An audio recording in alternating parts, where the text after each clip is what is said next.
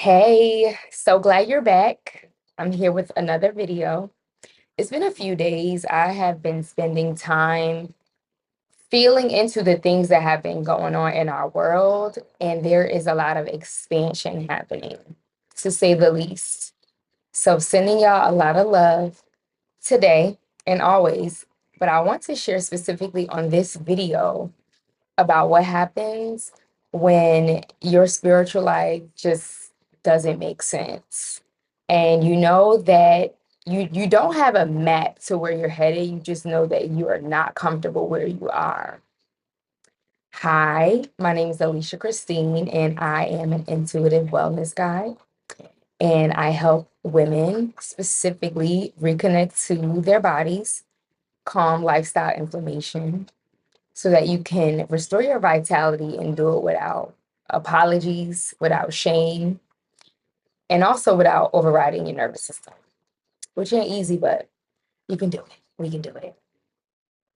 So, I want to talk about what happens when the spiritual life gets real wonky and it doesn't make sense. And a lot of people are feeling this, particularly women of color, Black women right now, because what's happening.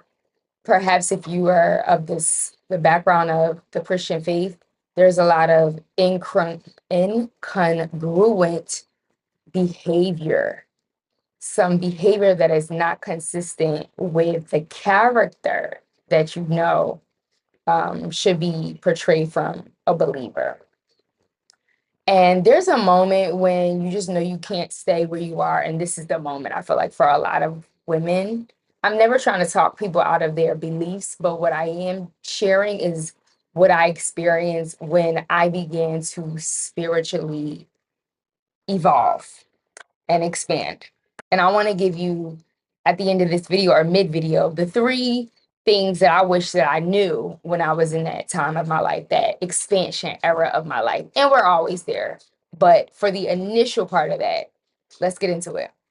So the other day, I was scrolling. I'm trying not to doom scroll. So I was just jumping on and jumping off. And I read a message that said, a thread that said, I am weary of Christianity. I just want Jesus. And I understand exactly what she meant because I had been in that space before where you're tired of the jargon, you're tired of seeing the hypocrisy, and you wish that where you were and what you saw was more like love, joy, peace, kindness, actual fruit of the Spirit that Jesus talked about. And I can understand it because I went through a deep grieving process when back in 2020, when I was transitioning from being a career Christian, if you will. And the world was falling apart like it is now. Sorry, y'all, I'm outside. You have to excuse the sound, but just try to stick with me. um, so the world was falling apart, kind of like it is now. And that's when the spiritual evolution began for me. And I believe it's happening again for a lot of people. I was volunteering at a church plant. And at that time, we were in isolation. And there was a real push for us to continue to serve and to work and kind of keep the momentum of building this particular church plant. And that didn't really sit right with me. I started to feel uncomfortable. Um, and also a lot of the things that were happening in my world, like the movement, the liberation movement, if you will, Black Lives Matter, was tearing up Chicago at that time. And rightfully so. There was so much injustice, just like there is now. I say that. And it was a tangible grief, it was a tangible fear, it was a tangible anger in the air. And at that time, when we were quarantined, I was in my apartment one day and I was cleaning up the house, I was worshiping. And next thing you know, I found myself face down on the floor in prayer, weeping in almost like a trance. And I remember just a shift that happened in my body for real around the fact that I could no longer be contained where I was. It was hard to see that something sacred was being used to control, to constrain, to harm, and I could not unsee it. And I'm not saying it was just through the lens of me being in that particular organization. I'm saying as a whole, it was something that I was recalling from my studies in school, in seminary. It was conversations that I was hearing with friends and their experiences. A lot of us were having this harsh reality.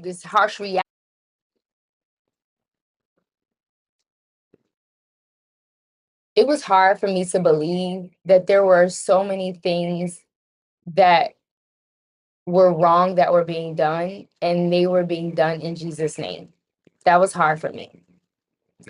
And it was hard for me to recognize that something so sacred, like our faith, like our spirituality, had been used to control, constrain, and harm. And I shouldn't say our spirituality.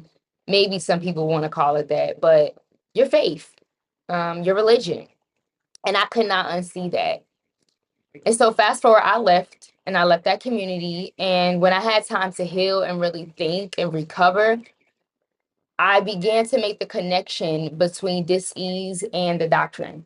It was always there. The suppression of my voice, my body's tightness, the shame, the confusion around being Black in Christian spaces that would argue I'm Christian before I'm Black. I grieved a lot, especially knowing that the people I was in community with and the leadership would not condemn discrimination and hate, which is at the foundation of Christian nationalism.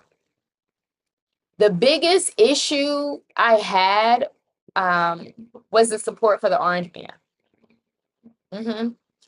I could not get with that, and I can't get with that, and I never will. And I think a lot of people are in that space where the incongruency is so loud that you have to leave.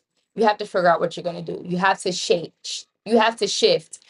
And the belief that political leaders are portrayed as chosen by God regardless of their ethics, it no longer works for you. It just does not make sense that your creator, your maker would love you so much, but hate your skin color, hate your gender, hate your make. It doesn't make sense.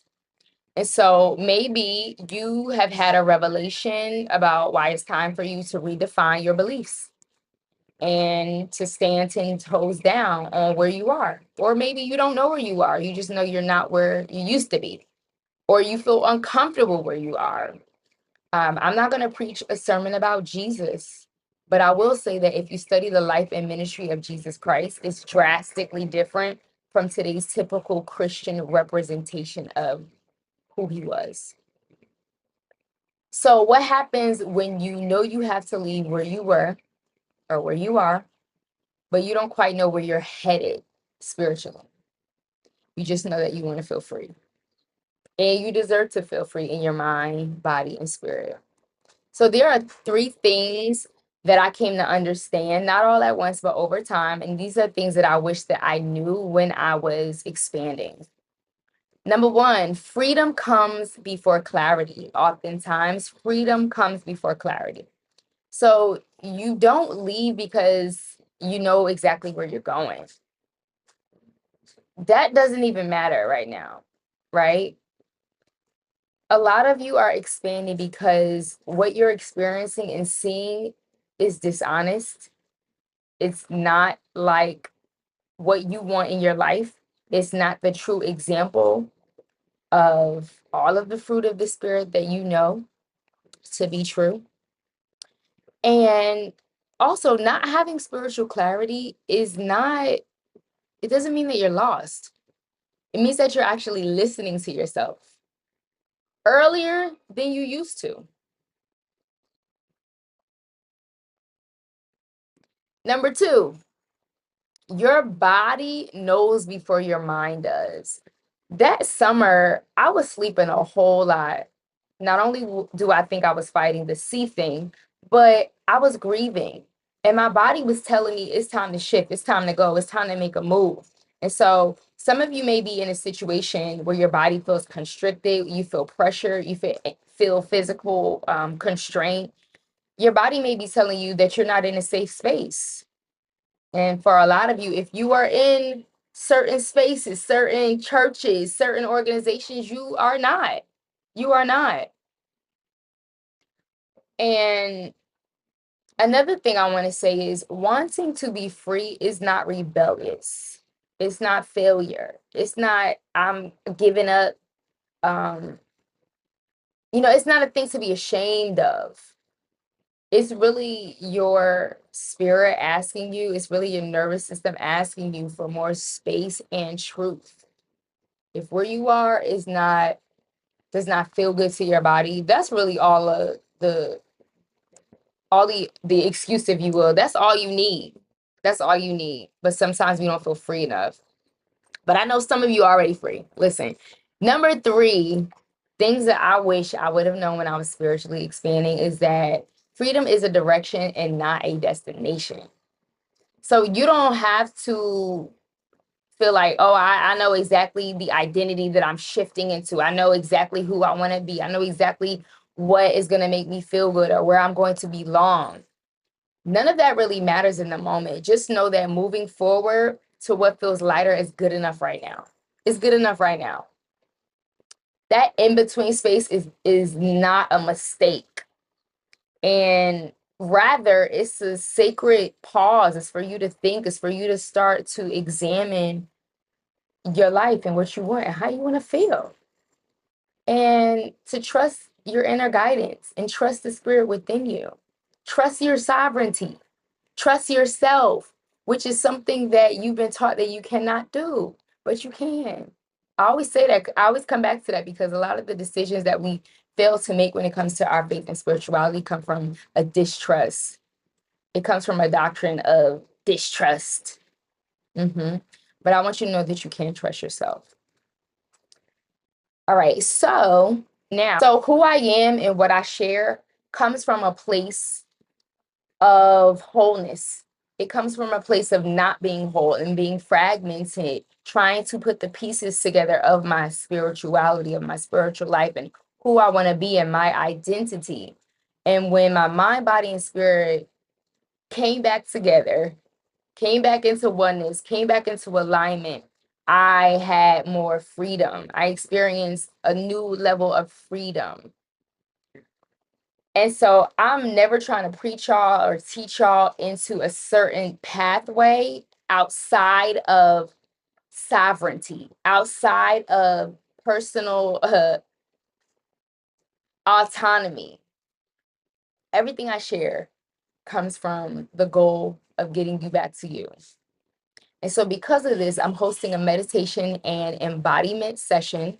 This is a space for Black women who are in spiritual evolution, who are in spiritual transition, who are in spiritual expansion. And for those who deeply know you're ready, you already know maybe where you want to be spiritually, or maybe you're on that journey and you're figuring it out. This space is for you. Maybe you are somebody who has decolonized all the way. This space is for you. It's never going to be a church. This is an embodiment space. We are meditating. We are visualizing. We might do Reiki. There's going to be some channeled messages that happen. And it's going to be good for your soul. It's going to be good for your spirit. It's going to be good for your body to release a lot of the pressures that may still be living there from the rigid systems that we've been accustomed to. So I want to invite you to share your space with me, if you allow. And the link is going to be in the description box below. All right, talk to y'all soon. Love ya. Bye.